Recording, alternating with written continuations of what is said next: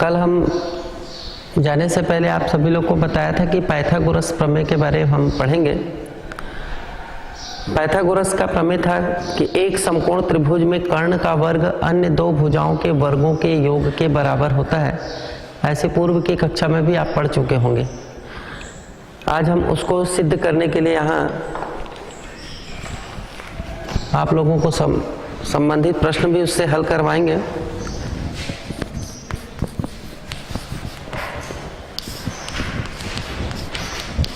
Pythagoras का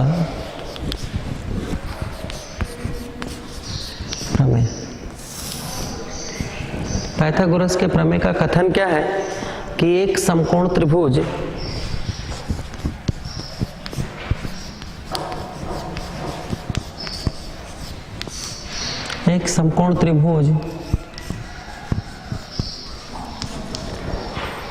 में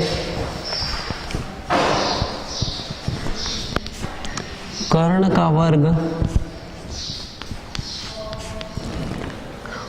अन्य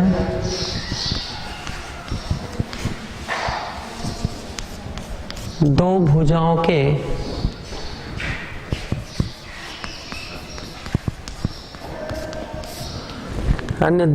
के वर्गों के योग के बराबर होता है।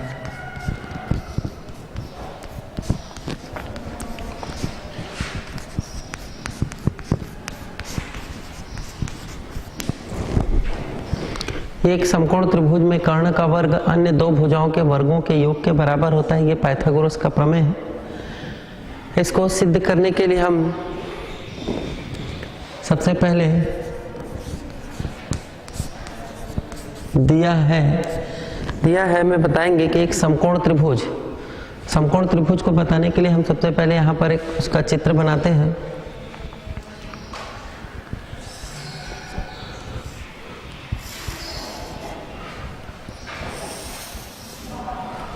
इसका नाम दे देते हैं हम लोग A, B, C और इस पर एक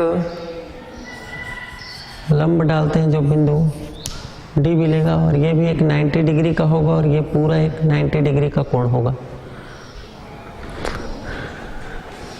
अब दिया है एक समकोण त्रिभुज ABC है जिसमें कोण B बराबर 90 डिग्री। क्योंकि पाइथागोरस प्रमेय पूरे 90 अंश के कोण पर ही डिपेंड है। 90 अंश के कोण के आधार पर ही हम उसको सिद्ध करेंगे। कोण B बराबर 90 अंश। अब हमको दिया है के बाद सिद्ध करना है। क्या सिद्ध करना है? कथन में जैसा कहा है कि एक समकोण त्रिभुज में कर्ण का वर्ग, कर्ण अर्थात सबसे बड़ी भुजा, समकोण त्रिभुज की सबसे बड़ी भुजा को हम कर्ण कहते हैं और ये इसका लंब होता है और ये इसका आधार होता है। तो बोल रहा है एक समकोण त्रिभुज में कर्ण का वर्ग, कर्ण अर्थात AC का वर्ग बराबर अन्य दो भुजाओं के वर्गों के योग के बराबर होता है। अन्य दो भुजा AB का वर्ग प्लस BC का वर्ग, ये हमको सिद्ध करना है। रचना करेंगे इसमें हम। रचना में बताएंगे कि BD लंब है AC पर,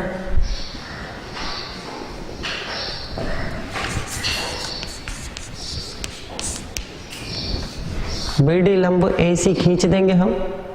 ये BD लंब AC।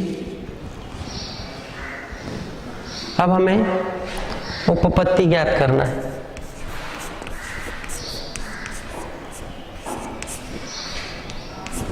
उपपत्ति में हम त्रिभुज ए बी सी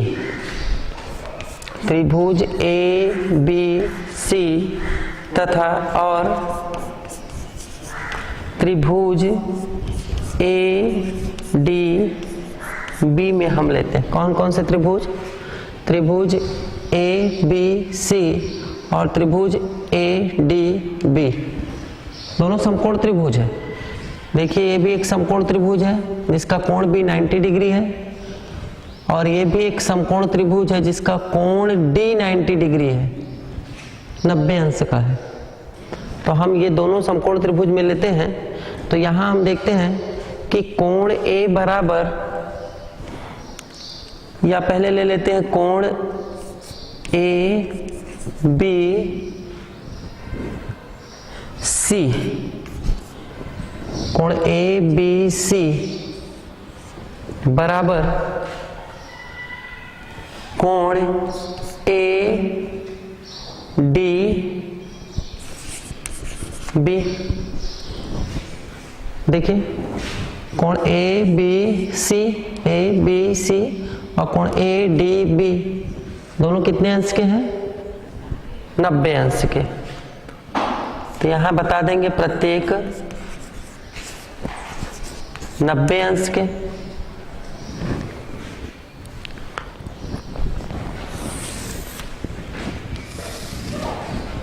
तथा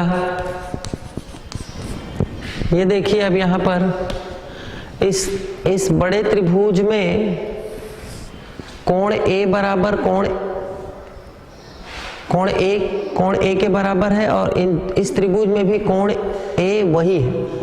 जो इस पूरे बड़े त्रिभुज में कोण ए है वो इस छोटे त्रिभुज में भी कोण ए वही है।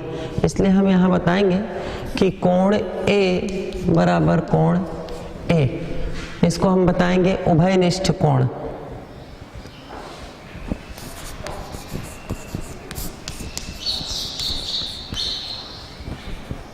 उभयनिष्ठ कोण, ठीक है। अब देखते हैं कि जब दो कोण आपस में बराबर हों तो उनकी संगत भुजाएं क्या होती हैं? आनुपातिक होती हैं, जो कि हम थेल्स के प्रमेय में सिद्ध किए थे। तो इनकी संगत भुजाएं आनुपातिक होती हैं, तब हम इसको लिख सकते हैं त्रिभुज ए बी सी समरूप है त्रिभुज ए डी बी के। ए बी सी समरूप है त्रिभुज ए डी बी के, अतः समरूपता के नियम से हम इसको लिख सकते हैं ए बी बटा ए डी बराबर ए सी बटा ए बी।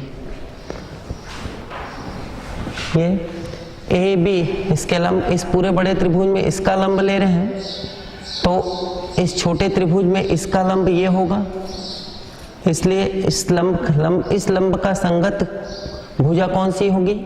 इसका लंब ए डी, इसलिए हम ए बी बटा ए डी लिए। और इसमें हम ले रहे हैं इसका कर्ण, बड़े त्रिभुज का कर्ण ले रहे हैं ए सी, तो इस छोटे त्रिभुज का कर्ण कौन सा होगा? A B. ये कर्ण होगा ना इस छोटे त्रिभुज का। तब हम यहाँ से दोनों तिर्यक गुणा कर देते हैं, क्रॉस मल्टीप्लिकेशन करते हैं, तो ये हो जाएगा ए बी का वर्ग बराबर ए सी गुणा ए डी। इसको मान लेते हैं हम लोग समीकरण 1, ठीक है। अब हम आगे इसी प्रकार सिद्ध करेंगे।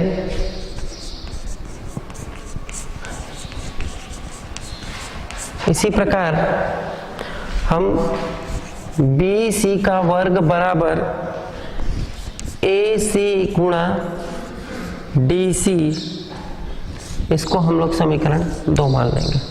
इसी प्रकार हम बी सी का वर्ग बराबर ए सी गुणा डी सी, इस त्रिभुज, इस छोटे त्रिभुज में ये भी 90 डिग्री है, इस छोटे त्रिभुज और फिर से इस बड़े त्रिभुज को लेते हैं, तब हम इसी प्रकार बी सी का वर्ग बराबर ए सी गुणा डी सी आएगा।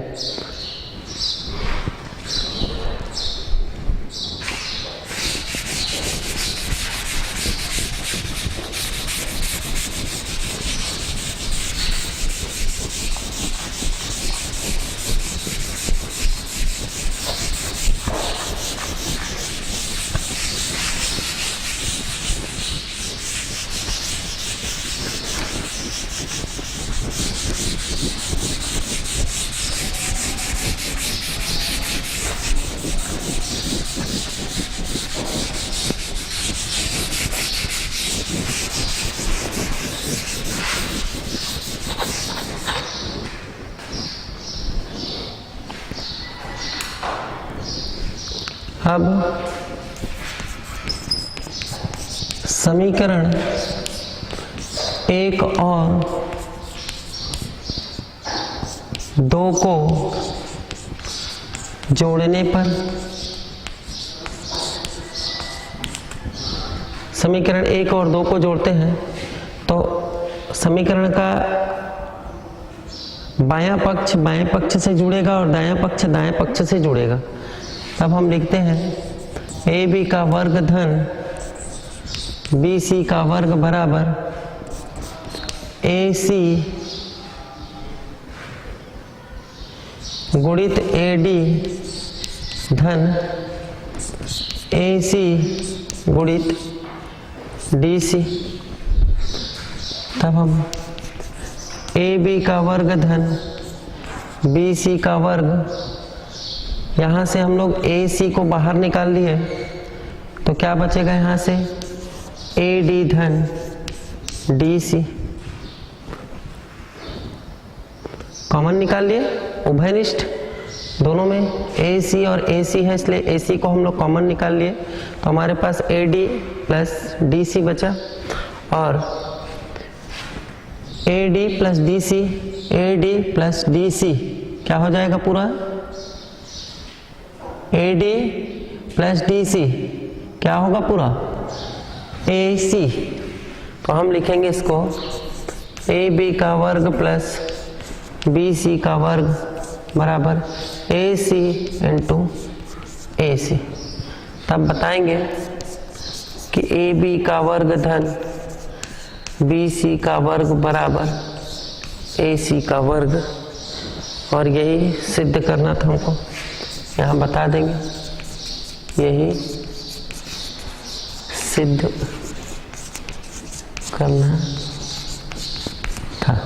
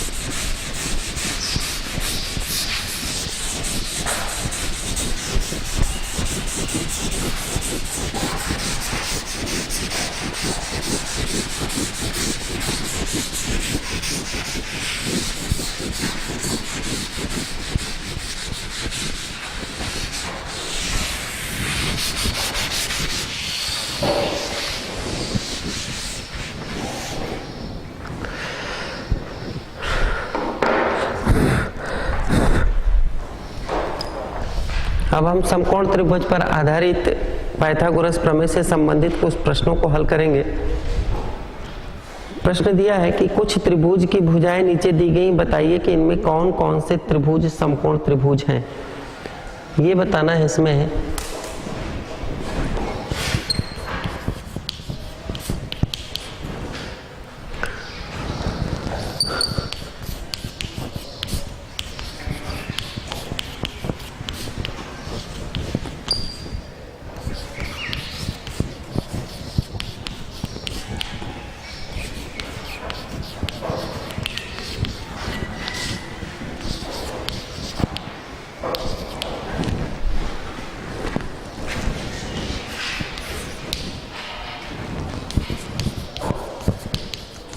पहला 3 सेंटीमीटर,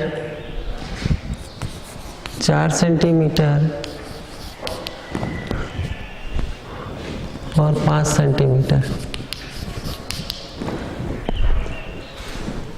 पहले इसको ही हम हल कर लेते हैं, फिर आगे और भी प्रश्न इसी में ही देखेंगे। कुछ प्रश्न और अलग अलग टाइप के हैं।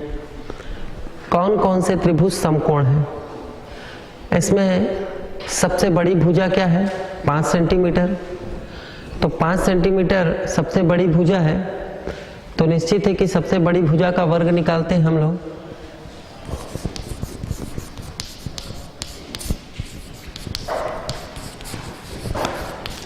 सबसे बड़ी भुजा बराबर 5 सेंटीमीटर। तो यहाँ से हम सबसे बड़ी भुजा C मान लेते हैं हम लोग।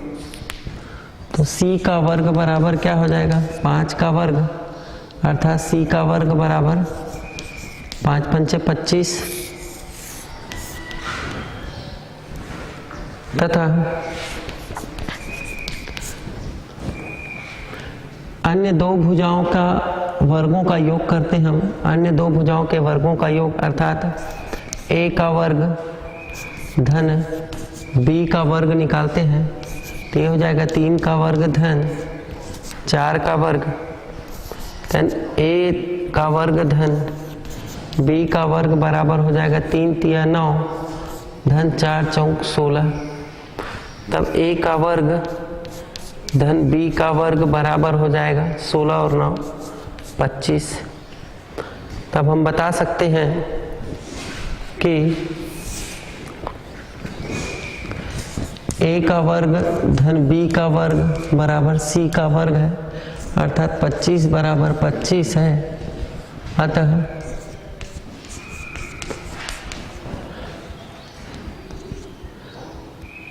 दिया गया त्रिभुज समकोण होगा।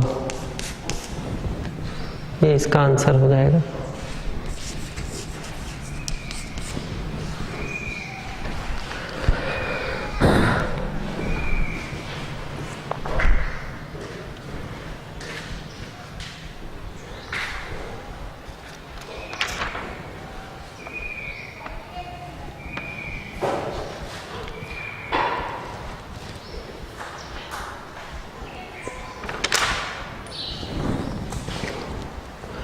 इसी में ही और एक प्रश्न दिया हुआ है।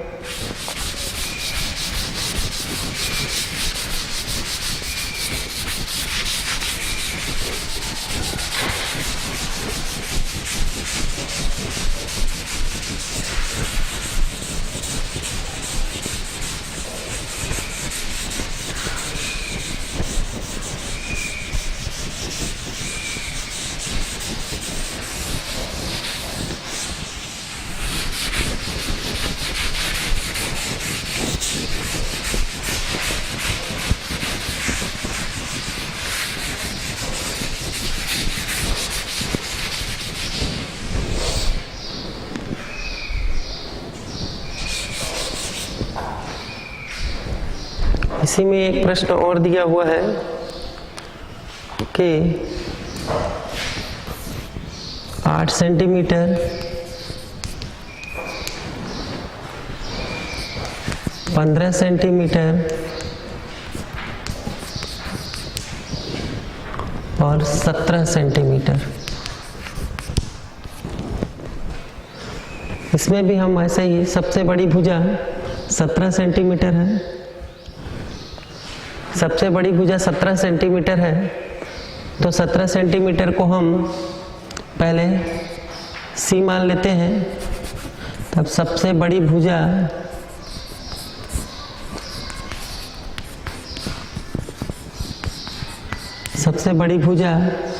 बराबर 17 सेंटीमीटर। तब सबसे बड़ी भुजा को हम C का वर्ग मानते हैं। तब यहाँ पर सबसे बड़ी भुजा क्या हो जाएगा? 17 का वर्ग, और 17 का वर्ग कितना आता है? 289। C का वर्ग बराबर 289। अब अन्य दो भुजा अर्थात a का वर्ग धन b का वर्ग यदि निकालते हैं हम तो 8 का वर्ग धन 15 का वर्ग, तब a का वर्ग धन b का वर्ग निकालते हैं तो ये हो जाएगा 8 8 64 धन 15 15 225, तब a का वर्ग धन b का वर्ग बराबर हो जाएगा 64 और 225 को हम जोड़ देते हैं तो ये हो जाएगा 289। तब ऐसी स्थिति में हम फिर देखते हैं कि जो c का वर्ग है वो किसके बराबर है, a का वर्ग धन b के वर्ग के बराबर है, अर्थात 289 बराबर 289। अतः दिया गया त्रिभुज एक समकोण त्रिभुज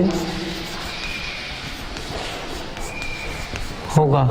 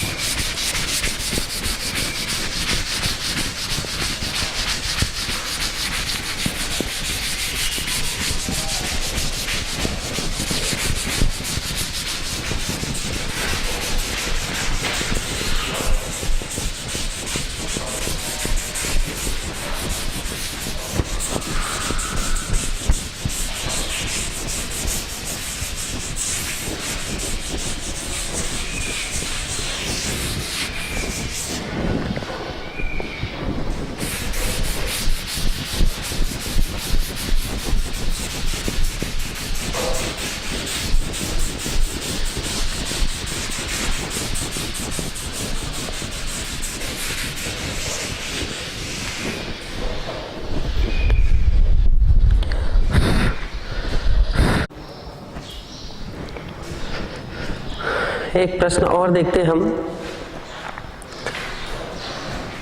दिया इसमें 5 सेंटीमीटर 8 सेंटीमीटर और 11 सेंटीमीटर।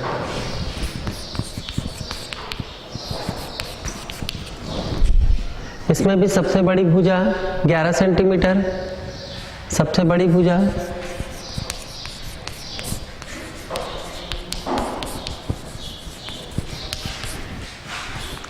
C बराबर 11 सेंटीमीटर। तब यहाँ से C का वर्ग बराबर निकालते हैं तो 11 का वर्ग आ जाएगा और C का वर्ग 11 का वर्ग होता है 121 121। अन्य दो भुजा 5 सेंटीमीटर और 8 सेंटीमीटर इनका निकालें हम, तब a का वर्ग धन b का वर्ग निकालते हैं। a का वर्ग 5 का वर्ग धन b का वर्ग 8 का वर्ग, तब a का वर्ग धन b का वर्ग निकालते हैं तो ये हो जाएगा 25 प्लस 64 25 धन 64। दोनों को जोड़ देते हम, तब a का वर्ग धन b का वर्ग बराबर आ जाएगा 5 4 9 और 6 2 8 89 अर्थात 89। तब हम देखते हैं कि सबसे बड़ी भुजा का वर्ग जो है अन्य दो भुजाओं के वर्गों के योग के बराबर नहीं है। तब हम बताएंगे कि c का वर्ग बराबर नहीं है, बराबर के चिन्ह को हम ऐसा काट देते हैं और बताएंगे बराबर नहीं है किसके, a के वर्ग धन b के वर्ग के, अर्थात 121 बराबर नहीं है 89 के। अतः दिया गया त्रिभुज एक समकोण त्रिभुज नहीं होगा। ये इसका आंसर हो जाएगा।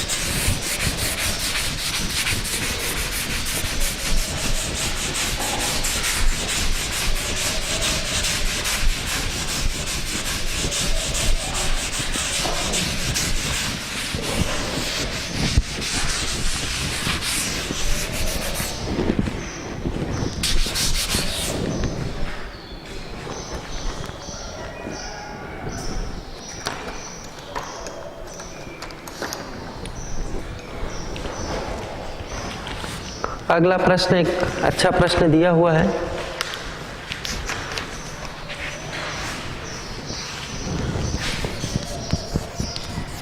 प्रश्न, एक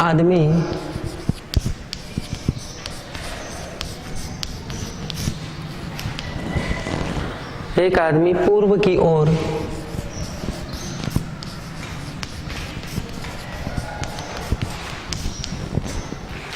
150 मीटर जाता है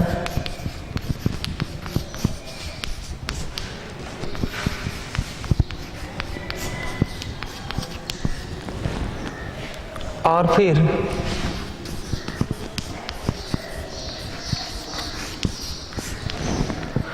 उत्तर की ओर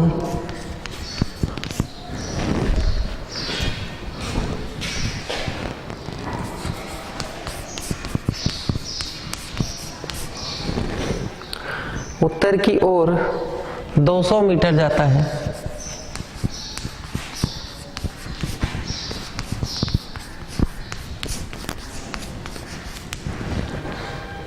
बताइए कि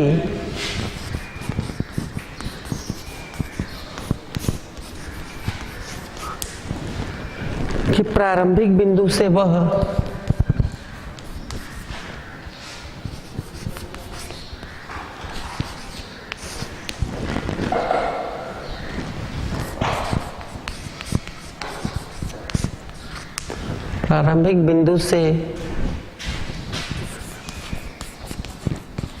वह कितनी दूरी पर है।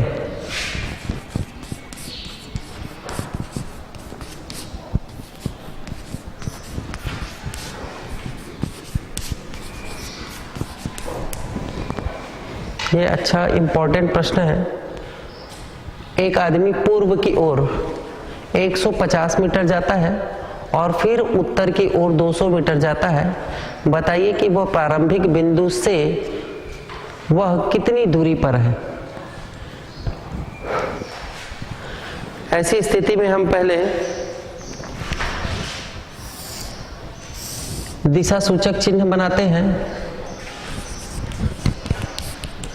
दिशा सूचक चिन्ह में ये बताते हैं कि ये नॉर्थ है, ये साउथ है, ये वेस्ट है और ये ईस्ट अर्थात पूर्व है। अब एक व्यक्ति, इसका नाम दे देते हम ए बिंदु। यहां से एक आदमी पूर्व की ओर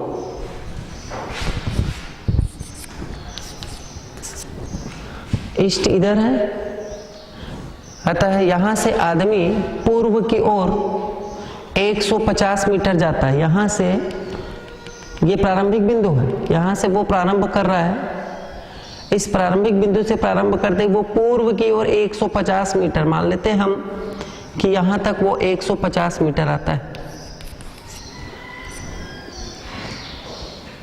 प्रारंभिक बिंदु से वो पूर्व की ओर 150 मीटर और फिर यहां से वो 200 मीटर जाता है उत्तर की ओर, उत्तर अर्थात नॉर्थ की ओर। यहां से उत्तर की ओर 200 मीटर, यहां से वो उत्तर की ओर 200 मीटर चला गया।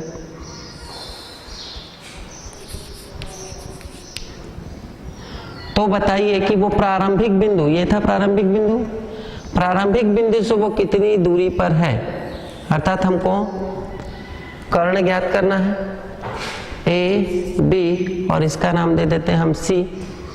तब प्रारंभिक बिंदु से हमको ए सी का मान ज्ञात करना है, दिया है बताएंगे।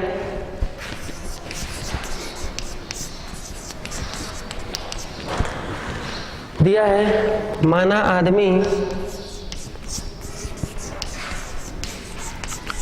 आदमी ए बिंदु से 150 मीटर पूर्व की ओर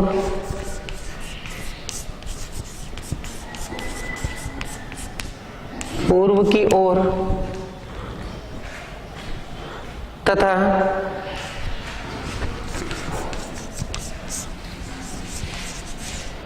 200 मीटर उत्तर की ओर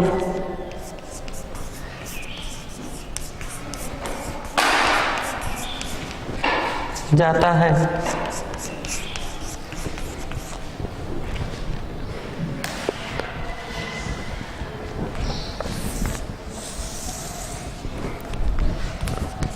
अतः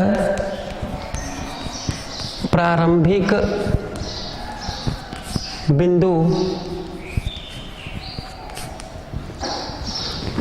बिंदु से उसकी दूरी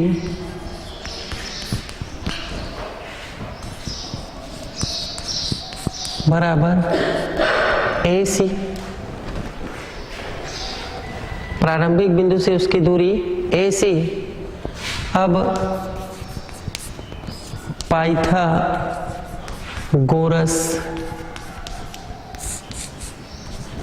के प्रमेय से, पाइथागोरस का प्रमेय क्या है? पाइथागोरस का प्रमेय ए सी का वर्ग बराबर ए बी का वर्ग धन बी सी का वर्ग। ए सी का वर्ग बराबर ए बी का वर्ग धन बी सी का वर्ग। तब ए सी का वर्ग बराबर ए बी का वर्ग 150 का वर्ग धन बी सी का वर्ग अर्थात 200 का वर्ग। यहां से हम ए सी का वर्ग बराबर 150 का वर्ग, 150 का वर्ग अर्थात 150 का 2 बार गुणा, 150 का 2 बार गुणा करेंगे 22500 प्लस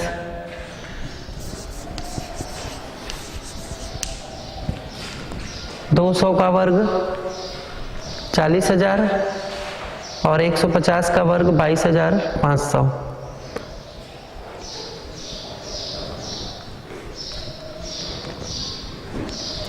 जोड़ देते हैं हम।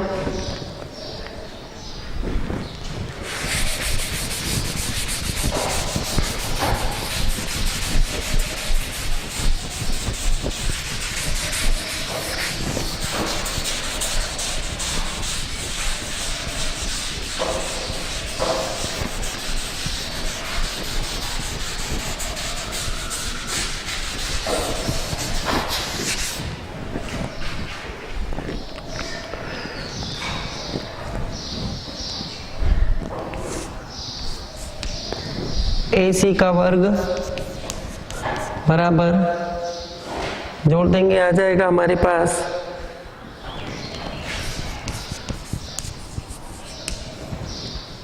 62,500। अब यहाँ से AC बराबर हो जाएगा वर्गमूल 62,500। तब AC बराबर हो जाएगा 250 मीटर। अतः आदमी प्रारंभिक बिंदु से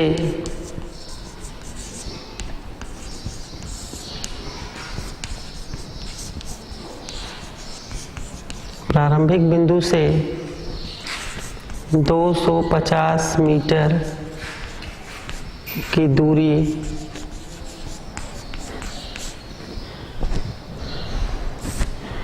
दूरी पर होगा। ये इसका आंसर हो जाएगा।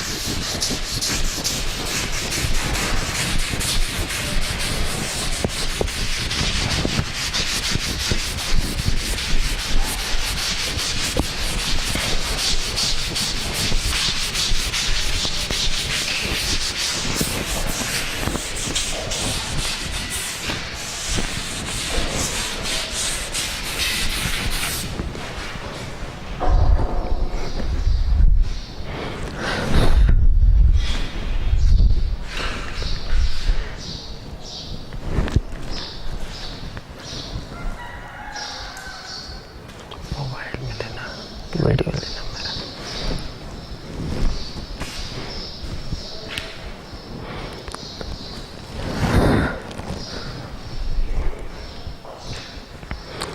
अगला प्रश्न देखते हैं हम।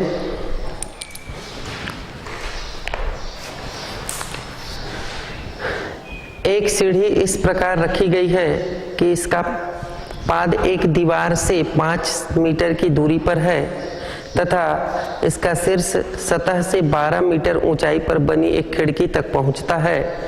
सीढ़ी की लंबाई ज्ञात कीजिए।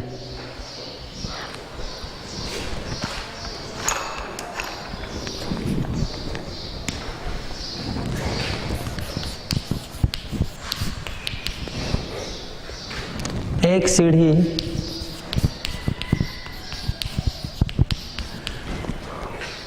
इस प्रकार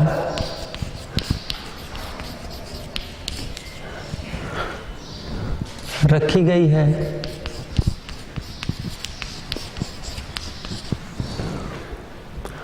कि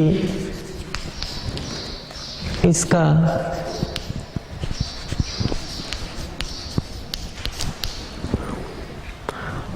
पाद एक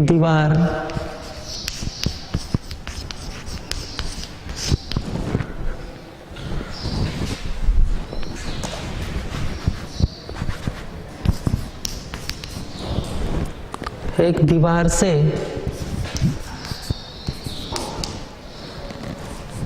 5 मीटर की दूरी पर है। तथा इसका शीर्ष सतह से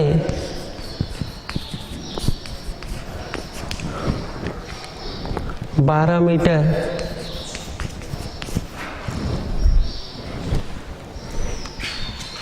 ऊंचाई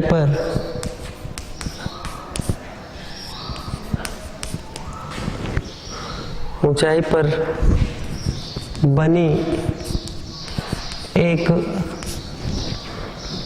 खिड़की तक पहुंचता है।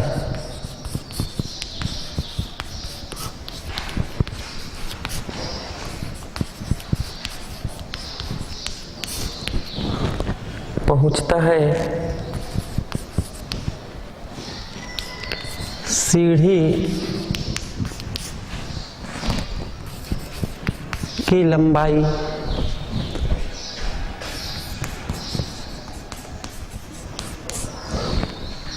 ज्ञात कीजिए।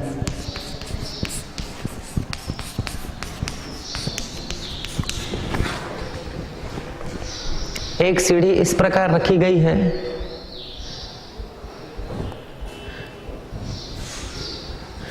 इसका पाद एक दीवार से 5 मीटर की दूरी पर है तथा इसका शीर्ष सतह से 12 मीटर ऊंचाई पर बनी एक खिड़की तक पहुंचता है। सीढ़ी की लंबाई ज्ञात कीजिए। इस प्रश्न को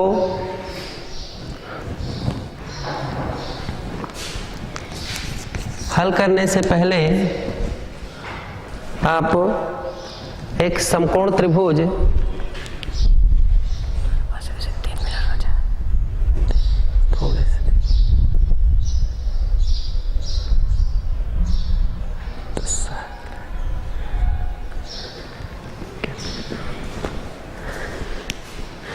माना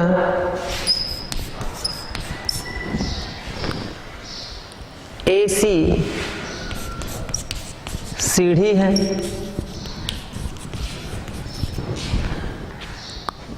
तथा C खिड़की है। चित्र के द्वारा हम स्पष्ट कर देते हैं इसको।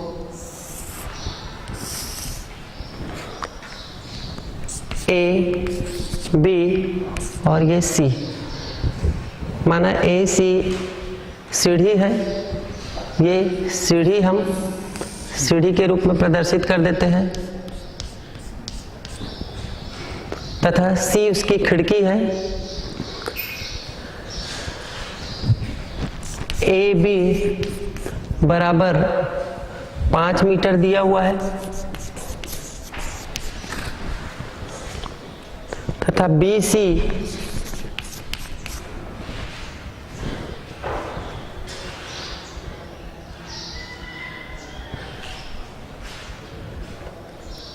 AB बराबर 5 सेंटीमीटर दिया हुआ है और AC बराबर दिया हुआ है 12 मीटर।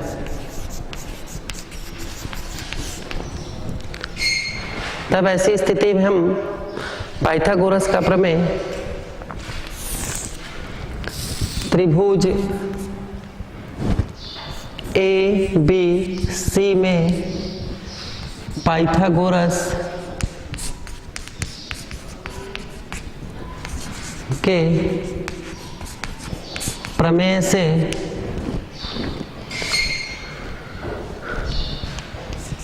BC का वर्ग बराबर AC का वर्ग धन AB का वर्ग। तब यहां से BC का वर्ग बराबर AC का वर्ग हमारे पास दिया हुआ है 12 का वर्ग धन AB दिया है हमारे पास 5 का वर्ग। तब यहाँ से BC का वर्ग बराबर हमारे पास हो जाएगा 12 का वर्ग अर्थात 144 धन 5 का वर्ग अर्थात 5 पंचे 25। तो BC का वर्ग बराबर 144 धन 25 169। तब BC बराबर वर्गमूल 169, और जब हम वर्गमूल 169 निकालेंगे BC का, तो हमारे पास सीढ़ी की लंबाई पता चल पाएगा। और सीढ़ी की लंबाई कितने मीटर है हम BC ज्ञात करने के पश्चात बताएंगे कि BC का वर्ग बराबर 169 है, इसलिए BC बराबर हमारे पास हो जाएगा 13 मीटर। अर्थात सीढ़ी की लंबाई 13 मीटर होगी। ये इसका आंसर हो जाएगा। पाइथागोरस से संबंधित और भी प्रश्न हम कल आने वाले पीरियड में अध्ययन करेंगे, और इससे संबंधित कुछ और भी प्रमेय हैं उसका भी हम अध्ययन करेंगे। तो कल आप सभी लोग पाइथागोरस से संबंधित कुछ प्रश्नों की तैयारी करके आएंगे। Thank you.